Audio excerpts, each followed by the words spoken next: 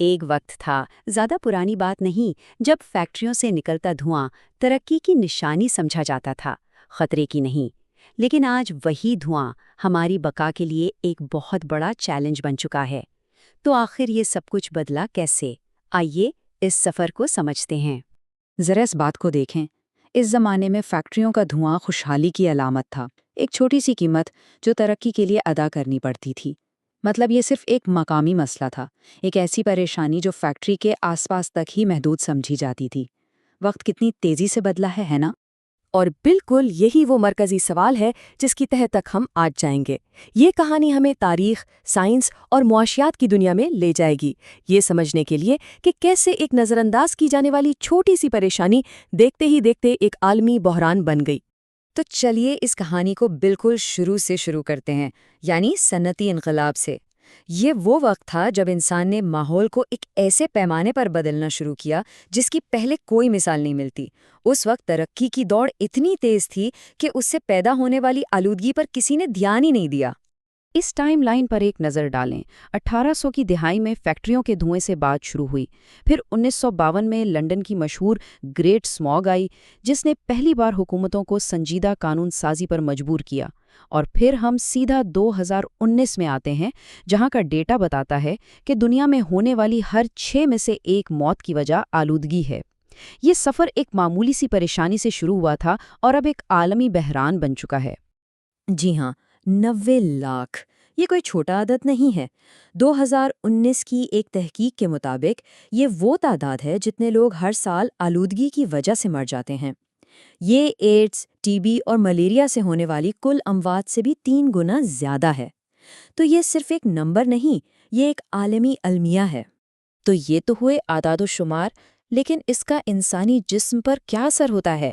کیونکہ اب یہ صرف ماحول کا مسئلہ نہیں رہا، یہ ایک بہت بڑا عالمی صحت کا بحران بن چکا ہے جو خاموشی سے لاکھوں زندگیاں نگل رہا ہے۔ اب ہم جو ڈیٹا دیکھنے والے ہیں وہ اسٹیٹ آف گلوبل ایئر جیسی معتبر رپورٹس پر مبنی ہے۔ یہ رپورٹس ہمیں بالکل واضح طور پر دکھاتی ہیں کہ آلودگی ہمارے جسموں کے اندر جا کر اصل میں کرتی کیا ہے۔ لیکن ایک اہم سوال یہ ہے کہ کیا آلودگی سب کو برابر نقصان پہنچاتی ہے؟ جواب ہے نہیں۔ کچھ لوگ اس کی زد میں دوسروں سے کہیں زیادہ آتے ہیں اور اس کے بدترین نتائج بھگتتے ہیں۔ یہ وہ لوگ ہیں جو سب سے زیادہ خطرے میں ہیں۔ بچے جن کے جسم ابھی نشو نما پا رہے ہوتے ہیں، بزرگ جن کی قوت مدافعت کمزور ہو چکی ہوتی ہے، حاملہ خواتین اور وہ لوگ جو پہلے ہی دل یا پھیپھڑوں کی بیماریوں میں مبتلا ہیں۔ اور سب سے افسوسناک بات یہ کہ اکثر یہ وہ غریب طبقے ہوتے ہیں جو فیکٹریوں اور زہریلے فضلے کے قریب رہنے پر مجبور ہیں۔ یعنی اس مسئلے کے سب سے کم ذمہ دار لوگ اس کی سب سے بھاری قیمت چکا رہے ہیں۔ اور اگر ہم خاص طور پر ہوا کی آلودگی کی بات کریں تو اعداد و شمار اور بھی پریشان کن ہیں۔ سوچئے، پھیپھڑوں کی بیماری COPD سے ہونے والی 40% اموات اور فالج یعنی سٹروک سے ہونے والی 26% اموات کا سیدھا تعلق اس ہوا سے ہے جس میں ہم سانس لیتے ہیں۔ یہ واقعی ہلا دینے والی بات ہے۔ اور بات صرف ہوا کی نہیں ہے۔ ترقی پذیر ممالک میں فیکٹریوں کا زہریلا فضلہ اکثر سیدھا دریاؤں میں چلا جاتا ہے، اور جب بچے یہی پانی پیتے ہیں تو یہ ان کے لیے ہیضہ، ٹائیفائڈ اور دوسری جان لیوا بیماریوں کا گھر بن جاتا ہے۔ 5 لاکھ، یہ 2019 میں ان نوزائیدہ بچوں کی تعداد ہے جو اپنی زندگی کے پہلے ہی مہینے میں صرف فضائی آلودگی کی وجہ سے مر گئے۔ جب مائیں حمل کے دوران اس زہریلی ہوا میں سانس لیتی ہیں تو اس کا اثر ان کے بچوں پر پڑتا ہے، اور نتیجہ یہ ہوتا ہے۔ تو یہاں یہ سوال اٹھتا ہے کہ اگر آلودگی اتنی مہلک ہے تو پھر یہ رک کیوں نہیں رہی؟ یہ کاروبار اس طرح چلتا کیوں جا رہا ہے؟ اس کا جواب معاشیات یعنی اکنامکس کے ایک اہم اصول میں چھپا ہے۔ اکنامکس میں اسے منفی خارجی اثرات یا نیگیٹو ایکسٹرنالٹی کہتے ہیں۔ آسان لفظوں میں سمجھنے کے لیے فرض کریں آپ کا پڑوسی پارٹی کرے لیکن سارا کچرا آپ کے گھر کے باہر پھینک دے، فائدہ اس کا، نقصان آپ کا۔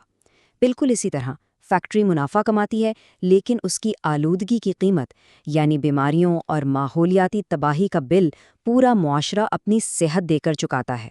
اس کی وجہ سے 2 صورتیں بنتی ہیں۔ ایک تو ہے مارکیٹ کا نتیجہ، زیادہ پروڈکشن، چیزیں سستی، لیکن اس کی قیمت پورا سماج بیماریوں کی صورت میں چکاتا ہے۔ دوسری طرف بہتر نتیجہ یہ ہوگا کہ پروڈکشن تھوڑی کم ہو، چیزوں کی قیمت میں ان کی ماحولیاتی لاگت بھی شامل ہو، اور اس طرح آلودگی اور سماجی نقصان دونوں کم ہو جائیں۔ چلیں اب تھوڑا اور گہرائی میں جاتے ہیں اور دیکھتے ہیں کہ کون سی صنعتیں اس مسئلے کی جڑ ہیں، کیونکہ اب مسئلہ صرف دھوئیں یا گندے پانی کا نہیں رہا، اب بات ان کیمیکلز کی ہے جو شاید ہمیشہ ہمارے ماحول کا حصہ بن کر رہ جائیں۔ فاسل فیول اور ٹیکسٹائل انڈسٹری اس فہرست میں سب سے اوپر ہیں۔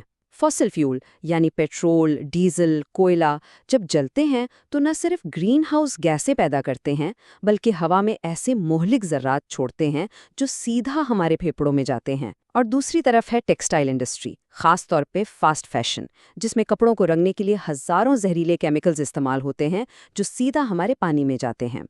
اور یہ بات اب اتنی بڑھ چکی ہے کہ 2022 کی ایک تحقیق کے مطابق ہم نے سیاروں کی حدود یعنی زمین کی برداشت کی حد کو پار کر لیا ہے۔ اس کا مطلب یہ ہے کہ ہم نے ماحول میں اتنے نئے اور مصنوعی کیمیکل ڈال دیے ہیں کہ اب ہماری زمین کے قدرتی نظام انہیں صاف نہیں کر پا رہے۔ یہ ایک بہت بڑی وارننگ ہے۔ ان میں سے سب سے خطرناک ہیں دائمی کیمیکلز، جن کو PFAS بھی کہتے ہیں۔ یہ آپ کے نان سٹک برتنوں سے لے کر واٹر پروف کپڑوں تک ہر چیز میں موجود ہو سکتے ہیں۔